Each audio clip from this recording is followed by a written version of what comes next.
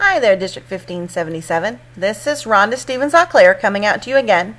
And I wanted to go over something really simple but very important for your business today. Over the past few weeks and the months to come, we're going to be doing a lot of work in the field getting names and phone numbers of customers or for people who want to sell Avon.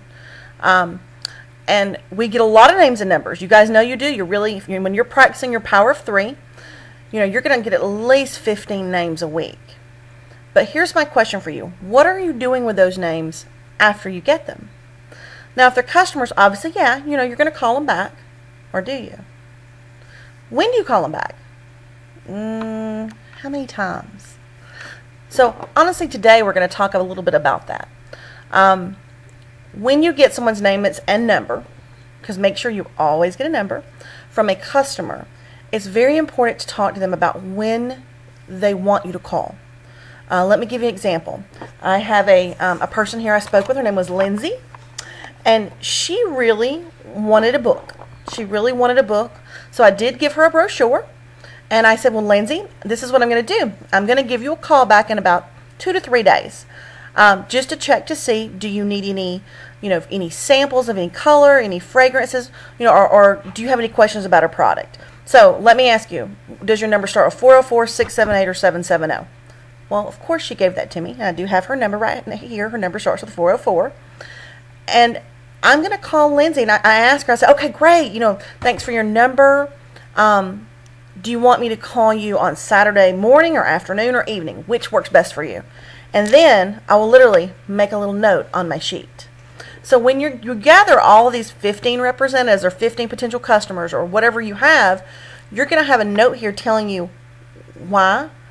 What did you give her? You gave her a brochure? Great. Okay. Or, hey, I need to follow up this person who wants to be representative. When should I call her back? Also, if at all possible, make sure to get their email addresses as well when you're getting information, because then you can put them on your email list and you can send out information on our current and new product and that kind of thing. The big thing with it is, how often do I follow up with them? Well, I'm going to look at it this way. You're busy. So are they. If you leave a message with them today at 4 o'clock and you were supposed to call them today at 4 o'clock, something could have came up. And they may not return your call for several days. Or, you know what? They may totally forget to return your call. And that's okay. So you follow back up the next day and say, hey, I'm just checking in. I know life's busy. I just wanted to check back in with you and make sure you got my message to call me. Here's my number. Or you're welcome to text me. And you know what? I'm just going to go ahead and shoot you a text too to let you know. That way you have the number on you, because if you're as mobile as I am, you're always on the road. Have a good day. Thanks so much, and I appreciate you. And honestly, that's what customers want to hear. They want to hear the consistent follow-up.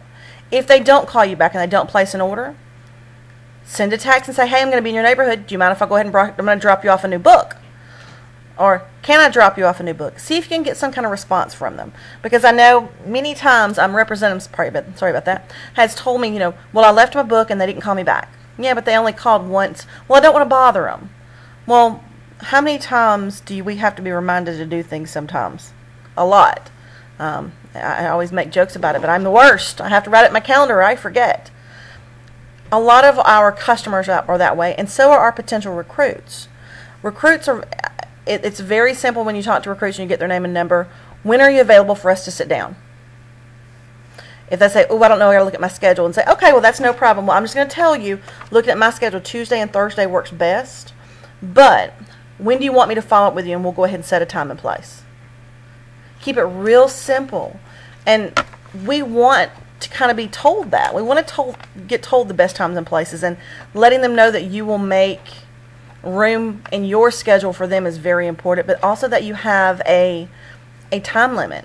For representatives selling or for recruiting, you have a business and you have to set your office hours. So make it reasonable. If you get grumpy because you have to go out 6 times on a Sunday afternoon and you don't want to work on Sunday afternoon, don't do it. Change your schedule to match what you need. So this is just something very quickly I wanted to come out today. Make sure to measure your results. If you go out recruiting with a group and you get 10 names and numbers, how many people did you talk to? How many orders did you get? How many people did you recruit? It just depends on what you're going for that day. But start measuring what you're doing. Because if you have an hour to spend, and if you spend an hour and you get 10 names and numbers and you get 4 orders for $20, $25 a piece. So if you can put $100 in sales per hours of you going out, and that means you make $40 an hour, that's not a bad deal, right? Take 40%, you get $40 an hour. That's a pretty good deal. So start measuring what you're doing. And if you're finding yourself out there working really hard and you're not getting the kind of money or the kind of results that you really want, that's when you need to either contact your upline or myself to help you in the field. Because I giggle and I always tell everybody, talking to people isn't brain surgery. It's just a technique. And once you get it down, you'll never have a problem again. So it's just practice. So I'll be happy to help with you. I know your upline will be happy to help you. And I just want to say today, I appreciate every single one of you out there working your business. I really do. District 1577 has come a long way, and we have a long way to go. So I look forward to seeing you all very soon. Have a wonderful day, and I appreciate you very much. Don't forget, call your customers and call all those potential recruits. Have a great day. Bye-bye.